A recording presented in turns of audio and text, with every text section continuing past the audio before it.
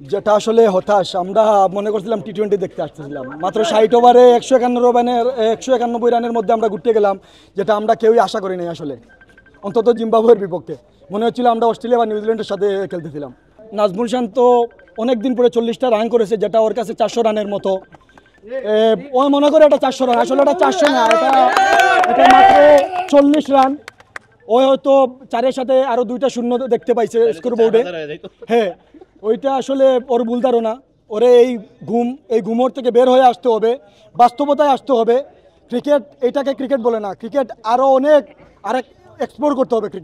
ক্রিকেটটাকে আরও লম্বা করতে হবে। এটা টেস্ট খেলা ভাই, এটা 60 ওভার, আপনি 4 ঘন্টা 3 ঘন্টার মধ্যে অল আউট হয়ে গেলেন, এটা একটা টেস্ট খেলা হতেই পারে না। আপনি দেখেন অস্ট্রেলিয়া, দেখেন ইন্ডিয়া, দেখেন নিউজিল্যান্ড, ওরা 3 দিন খেলার পরেও ওদের উইকেট 2টা 3টা 7টা উইকেট হাতে রয়ে যায়। আর আমরা 3 ঘন্টা খেলার পরে একজন ওয়াশরুমে, একজন প্রস্রাব করতে, আবার ওইদিকে উইকেট সব শেষ, বাইরে দেখছে 3টা উইকেট, ঢুকতে 6টা শেষ।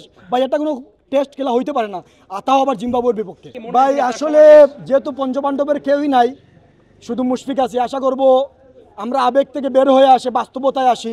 আমাদের জাকির হুসাইন আছে, তানজিম হাসান সাকিব আছে, অনেকগুলো আসলে, হ্যাঁ অনেকগুলো আমাদের এই অঙ্কন আছে, অনেকগুলো অপশন আছে আমাদের হাতে। আমরা এই ঘুমোর থেকে বের হয়ে আসতে হবে, আবেগ থেকে বের হয়ে বাস্তবতায় আসতে হবে। আসলে আপনি দেখেন আমাদের যারা আন্ডার-19 থেকে আসতেছে, ওরা কেউ চান্স পাইতেছে না আসলে।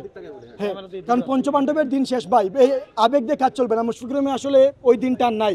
আশা করি বিসিবি এইগুলা থেকে বের হয়ে আসবে, বাস্তবতাকে বোঝার চেষ্টা করবে ইনশাল্লাহ।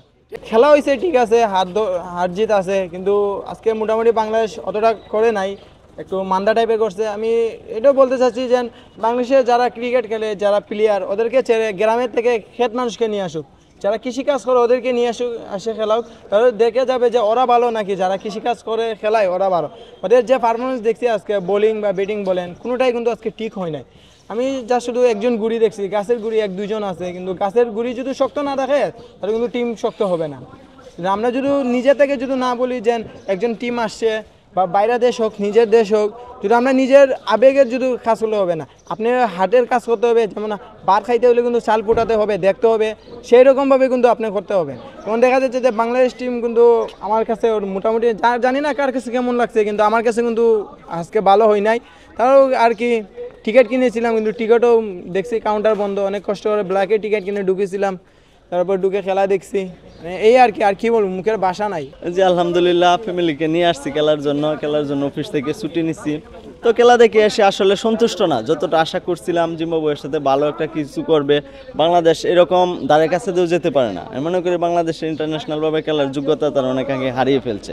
হ্যাঁ, বাংলাদেশের খেলা কোনো একটা দর্শক মানে সন্তুষ্ট না তারা। হ্যাঁ, তো বাংলাদেশের ভবিষ্যৎ মনে হয় অন্ধকার ক্রিকেটের দিক থেকে।